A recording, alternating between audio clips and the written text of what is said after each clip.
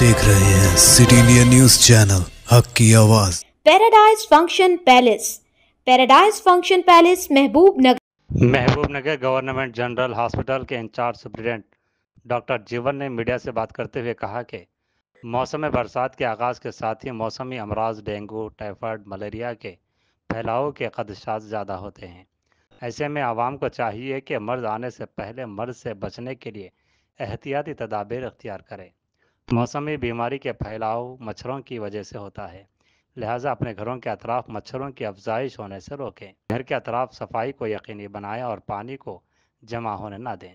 अगर कहीं गढ़ों में पानी जमा होता है तो उसको साफ़ करें और गड्ढे को बंद कर दें। और मकानात में मौजूद एयर कूलर्स और पुराने टाइट्स में जमा पानी को भी निकाल कर साफ़ रखें, क्योंकि मच्छरों की अफजाइश इन्हीं मकामात से होती है।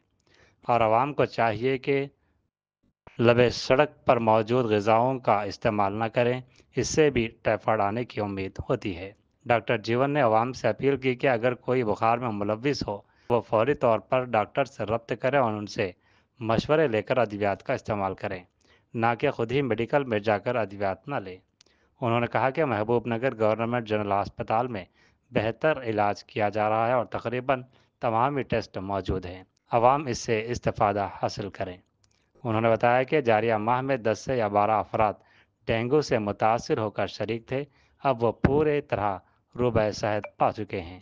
Doctor Jeevan in charge superintendent government general hospital Mahabubnagar మాట్లాడుతున్నాను.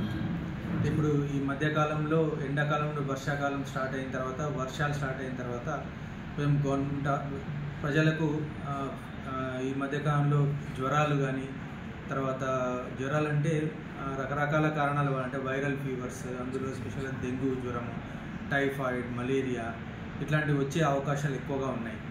So prevention is better than cure.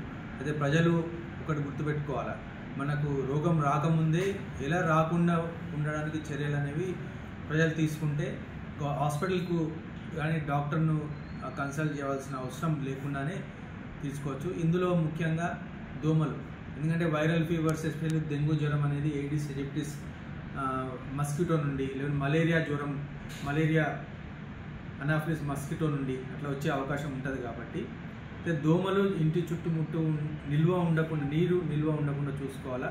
అదేవిధంగా నీరు నిల్వ ఉండకుండా చూసుకోవాలా.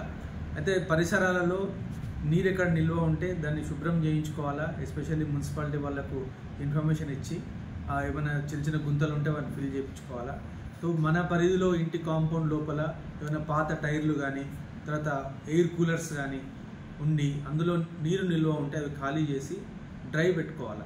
ఎందుకంటే అదే ప్లేసెస్లో మస్కిటోస్ గుడ్లు పెట్టి అక్కడే లార్వా ప్రొడ్యూస్ చేసి మళ్ళీ మస్కిటోస్ తయారయ్యి మనకు ఇంట్లో ఉన్న వాళ్ళందరికీ కరిచి ఈ డెంగ్యూ జ్వరం కానీ వైరల్ ఫీవర్స్ కానీ మలేరియా అట్లా వచ్చే అవకాశం ఉంటుంది.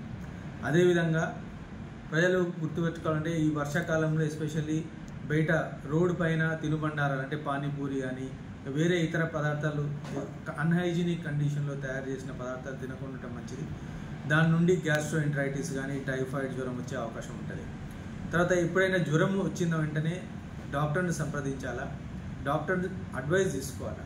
అడ్వైజ్ తీసుకున్న ట్రీట్మెంట్ తీసుకోవాలి. కొందరు డైరెక్ట్ మెడికల్ షాప్లోకి వెళ్ళి మెడిసిన్ తీసుకొని కొంచెం వ్యాధి అనేది ముదిరిన తర్వాత హాస్పిటల్కి వస్తే చేయి దాటిపోయే పరిస్థితి రావచ్చు. సో అందుకొరకే డాక్టర్ని కన్సల్ట్ చేయాలా.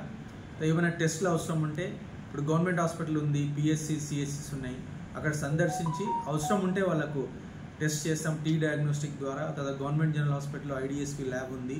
డెంగ్యూ కానీ టైఫాయిడ్ కానీ చికెన్ గున్యా కానీ అన్ని రకాల వైరల్ జ్వరాలకు ఇక్కడ టెస్ట్ అవైలబుల్ ఉన్నాయి. టెస్ట్ చేసిన తర్వాత వాళ్ళకు జ్వరం ఎక్కువగా ఉండి అవసరం పడితే అడ్మిషన్ ఫెసిలిటీ ఉన్నాయి. అన్ని రకాల మందులు అవైలబుల్ ఉన్నాయి, ఐవి ఫ్లూయిడ్స్ ఉన్నాయి. సో ఈ సదుపాయాలన్నీ ఉపయోగించుకొని అనవసరంగా అంటే ప్యానిక్ కావడం, డెంగ్యూ జ్వరం వలన ప్లేట్లెట్ కౌంట్ తగ్గుతుంది అని చెప్పి ఎక్కువగా టెన్షన్ పడకుండా ఇక్కడికి వచ్చి ప్లేట్లెట్ కౌంట్ తక్కువ ఉన్నా కానీ అవసరం ఉన్న వాళ్ళకే మన దగ్గర ప్లేట్లెట్స్ ఫెసిలిటీ ఉంది.